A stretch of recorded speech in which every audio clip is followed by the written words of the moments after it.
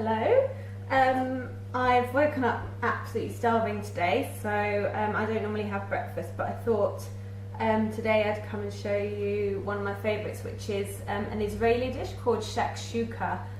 It's kind of like eggs poached in a spicy tomato sauce, kind of similar to huevos rancheros, but Israeli and carb-free, most importantly. You're meant to have it with challah, which is kind of like a Jewish brioche type bread, but I'm not going to.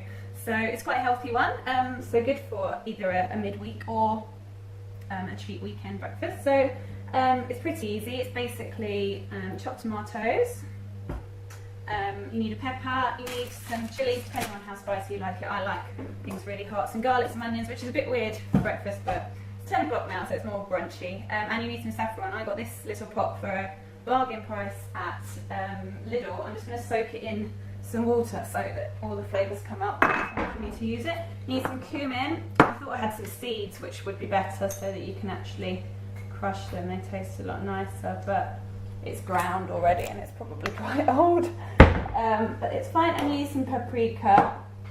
So yeah, I'm just going to pop a bit of water on the saffron and get started. I'm going to get the tomatoes on first because they'll take a little while to really cook down. Just roughly chopped is fine for tomatoes. You can use tinned tomatoes as well. I haven't got any. These will do if you cook them down. When you're using tomatoes in a dish like this as well, I don't know if you've noticed, but tomatoes can be a bit acidic, and so to take that kind of nasty taste out, you just pop a little bit of sugar in the pan. That always that takes it away. Just going to use a bit of firelight again.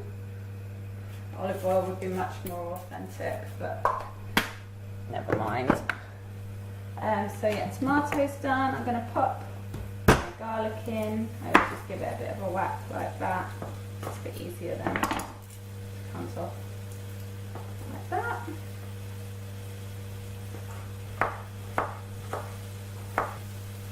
I first heard of this dish just in the cafes in Golders Green. Obviously it's got quite a big, got a large Israeli population.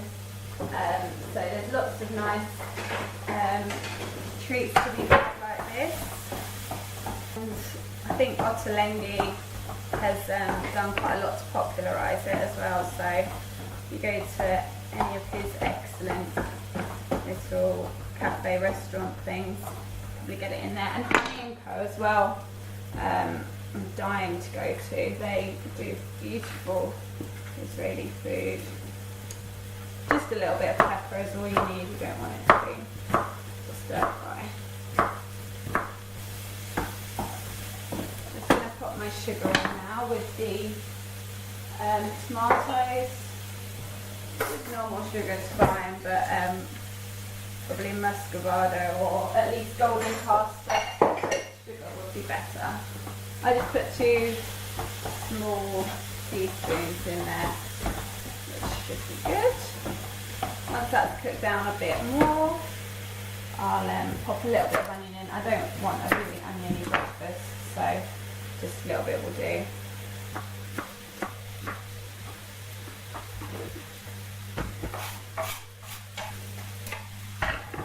Yeah, and then some chili.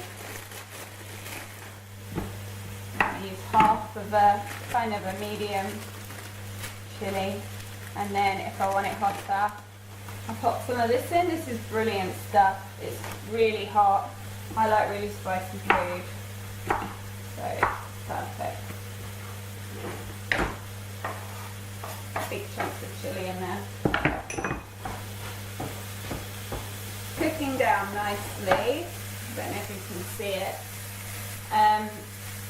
So it's kind of just getting the juices out of the tomatoes now. So I'm going to add my dry spices in whilst still kind of wet, just to I never measure anything, so a good shake. That was the cumin, the paprika, loads of this. If I had some harissa, I'd pop that in as well, but I've just looked and I haven't. Just dry toast those with the what's in the pan already, just to take out any bitterness, you know, that kind of acrid taste you can get if you don't cook spices through properly. That's looking good now. So it's time to pop my saffron in, because it's in the water. That's really good, and it will cook down nicely. And I'm just going to let that cook down a little bit. I'm going to chop up some coriander to garnish it with at the end. Don't put coriander in when it's still on the heat, because you'll lose all the flavour. Some people think coriander tastes like soap, like my friend Lucy. It's actually, I didn't know this, it's some people have a gene that means they hate coriander, so it does actually taste like soap to them. Luckily it doesn't to me, I love it. Just going to season it now. Bit of salt. And some pepper. I like lots of pepper as well. Okay, this is what you're looking for just before you put the eggs in. So you still want some moisture because the eggs need to poach in it, but it does need to be cooked through. So that looks good to me. I'm going to turn the heat right down and just crack the egg straight into the pan.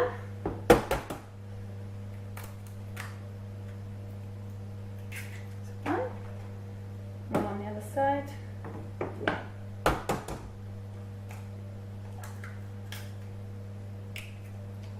And then I'm just going to leave them to poach in that liquid. Hopefully it will take just a few minutes.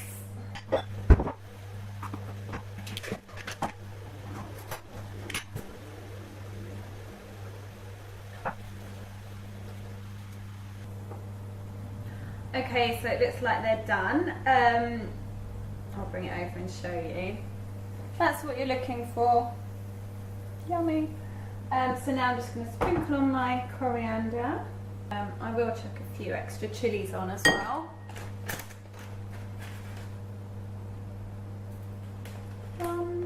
And I'm going to pop it in my bowl.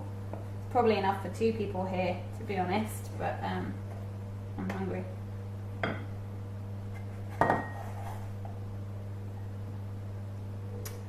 So it's in the bowl. I'm just going to add a spoonful of Greek yogurt to it to serve, just in case I've gone a bit overboard with the chili. And there we are.